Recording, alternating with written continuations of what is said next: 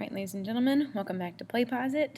Today we're talking about General Assembly and local legislatures. So thus far we've talked about mostly just the federal level of the legislative branch, which would be Congress.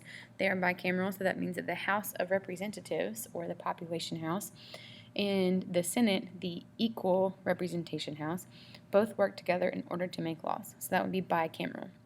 So now we're going to hop down from the federal level and we're going to go down to the state and local levels. Okay, so this particular building is in Raleigh. It's kind of right downtown. This is the General Assembly building. So the people who make laws for the state of North Carolina, they meet here to do their business. All right, there are two houses in North Carolina, which means we are bicameral at the state level, just as we are bicameral at the federal level. And we call these the North Carolina House and the North Carolina Senate. Please pay specific attention to the questions on your test to make sure that you are choosing the right answer for the right level for all questions, okay? Because they do have the same name as the federal level. All right, so let's dig into the North Carolina House of Representatives.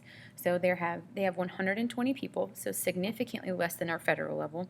They have 2-year terms, so when they get elected, they can stay in there for 2 years. However, there is no total term limit, so you can get reelected as many times as the people will put you in office.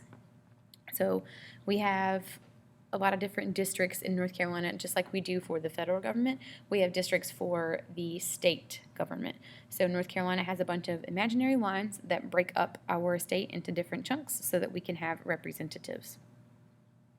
All right, so in order to be a part of the North Carolina House of Representatives or to run for the North Carolina House of Representatives, you have to have accomplished the following 3 things, and this is directly out of Article 2 of the North Carolina Constitution.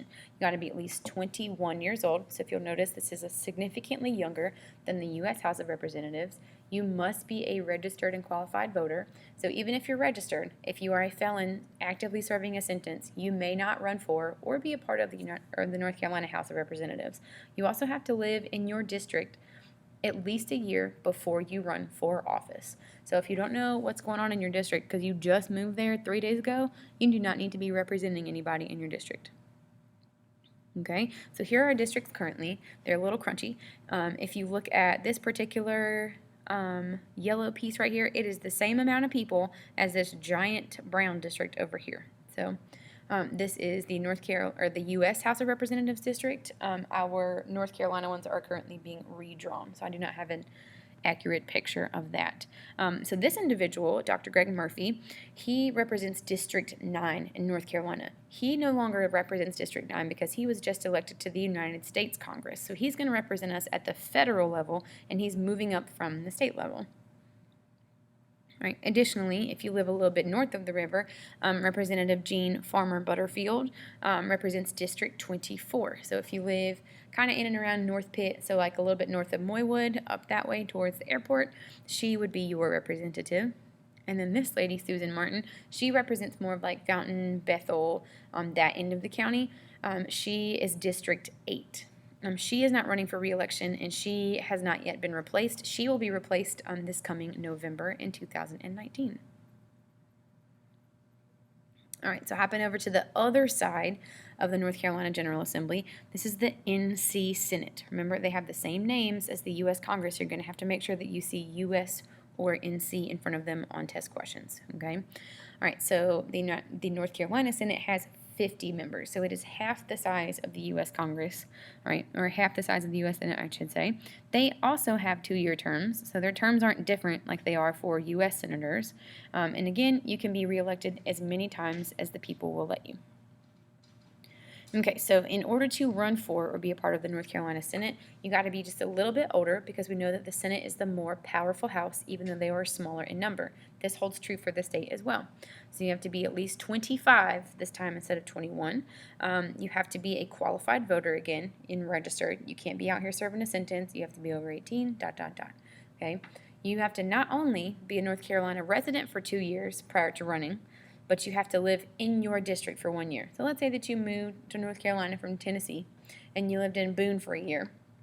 And then you moved over here to, I don't know, Bethel, and you moved to Bethel for a year. You would be able to run for office. That's fine because you have been in North Carolina for a total of at least 2 years and been in your district for at least 1 year.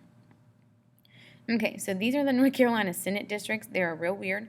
All right, they are super multicolored. All of the districts, regardless of what color they are, have the same amount of people in them. So this tiny little district right here by my cursor that is orange has the same amount of people as this big old honking blue district over here and this giant red district over there. Okay, we are right here, in case you didn't know. So we have 4 districts that encompass our county: the blue one, the orange one, red, and green. So if you are in any part of Pitt County, you might be represented by different people depending on your address. All right, so we have North Carolina Senator Lewis Pate. He represents District 7. He's an older man. This is Senator Don Davis. He's probably your representative if you live in Winterville or kind of like this side of Greenville. He comes to Creekside a lot. He comes to South Central if he can. He comes in and he's very pro public education, so he likes to be in schools if at all possible. He's District 5. So those are our 2 North Carolina senators that represent our end of the county. All right. So when we talk about local legislatures, we're talking about people who make laws at the county level and the city level. So they name streets, they establish speed limits, they establish where somebody can build an apartment building versus the new cookout that is going over in front of Pitt Community College. They're the people who decide that type of thing. They don't decide laws about drinking ages. They don't decide laws about whether or not you have to stop at a stop school bus. That is not their job. They are focused on things that only affect us here in either Greenville or Winterville or Pitt County overall. Okay, so when we talk about the county level, we call them the Pitt County Board of Commissioners, and there are 9 total. This is not a giant group like we have seen so far. There are 9, and I hope you can figure out why there is an odd number of people, because you got a question coming up. All right. Hopefully you got this question right, and it was said that you can break a tie, because if you have 8 people, if you got 4 and 4, you're never going to get anything done. So you have to have at least one person who could be your tiebreaker. These individuals hire someone called a county manager.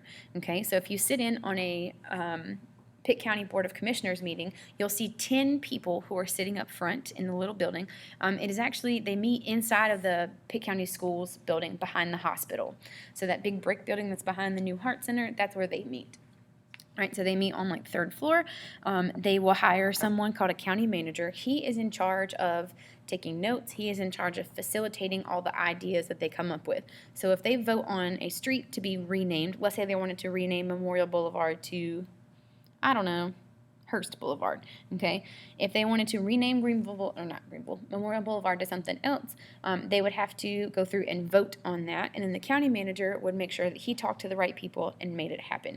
The county manager is also in charge of having a budget. So typically a county manager will be a finance officer of some sort. He might have worked at a bank previously, or she might have been some sort of loan officer, maybe with the credit union, that type of thing. All right, they stay for 3 years at a time, and they can only serve 2 terms. So you are only allowed to stay on the County Board of Commissioners for 6 years total. After that, you have to go.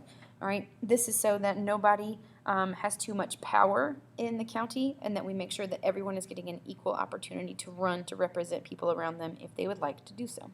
Okay, if you would like to attend a Pitt County Board of Commissioners meeting, I am more than happy to give you 10 whole points of extra credit on your next test. All right, so this is what the Pitt County Board of Commissioners looks like. A couple of them are different, but most of them are still there. I think 3 different people are there. So this is, again, inside of the Pitt County Schools building. This is Beth Ward. She is our current lead commissioner. She's the head commissioner of the county, so she runs the meetings. This is Mary Perkins Williams. She represents people north of the river. I think a couple people have changed since then. Yes, and this is Tom Clausen. He is also a Pitt County Commissioner, and I think a couple of them have changed since then. This man has changed, but I cannot remember his name for the life of me. He is still on the Board of Commissioners. All right, so their goal is to make sure that things that affect Pitt County are done correctly. All right, and then last but not least, hopping down to the City Council. So there are 6 people who represent either Winterville or Greenville. So not only do you have 6 people who represent them, you elect a mayor, and this year, in 2019, we have a mayoral election so that we can figure out who is going to be the face of Greenville or the face of Winterville. And we have a mayor pro temp. You should recognize this little suffix here because this is also what we call the person who leads the United States Senate, the president pro temp. Okay, this is like the vice mayor, so like the JV mayor. Okay, they have 2-year terms. You can stay on the city council in Greenville or Winterville for 2 years at a time, and again, you can be reelected whenever. So the only people who have a term limit thus far today are the Pitt County Board of Commissioners.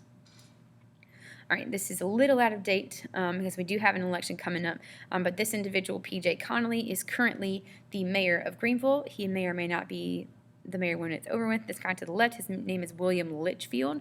He was elected in 2017, so maybe he'll win re-election, maybe he won't. We'll just have to see. Ooh, go back for a second.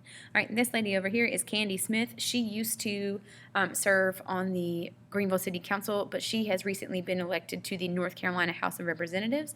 So now she represents us at a state level. So earlier when I said about Susan Martin, she took Susan Martin's spot. All right, and that concludes the General Assembly and local legislatures.